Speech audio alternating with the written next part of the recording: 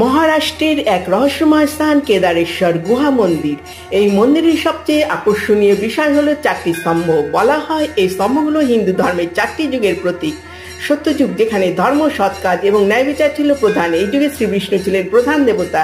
ত্রেতা যুগ, এই যুগে রামচন্দ্র ছিলেন প্রধান দেবতা। দ্বাপর যুগ, এই যুগে শ্রীকৃষ্ণের আবির্ভাব হয়। কলিযুগ, এটি আমাদের বর্তমান যুগ, যেখানে দুর্নীতি এবং অশান্তি বিরাজমান। তবে এই যুগের শেষের দিকে শিবের পূজা এবং সাধনার গুরুত্ব বাড়ে। বর্তমানে 3টি স্তম্ভ ভেঙে পড়েছে এবং শুধুমাত্র একটি স্তম্ভ অবশিষ্ট রয়েছে। স্থানীয়দের বিশ্বাস অনুযায়ী যদি শেষ স্তম্ভটি ভেঙে পড়ে তাহলে পৃথিবীর সমাপ্তি হবে। এছাড়াও কেদারেশ্বর গুহা মন্দিরটি একটি প্রাকৃতিক গুহায় অবস্থিত, যা হরিশ্চন্দ্রগড় দুর্গের অংশ। এই গুহায় একটি শিবলিঙ্গ রয়েছে, যা প্রাকৃতিকভাবে তৈরি হয়েছে। স্থানীয় কিংবদন্তি অনুযায়ী মহান ঋষি চ্যাংদেব এই গুহায় বসবাস করতেন এবং এখানে তত্ত্বসার নামক একটি ধর্মীয় গ্রন্থ রচনা করেছিলেন। এই কারণে মন্দিরটি সাধকদের জন্য এক গুরুত্বপূর্ণ সাধনা স্থল হয়ে উঠেছে।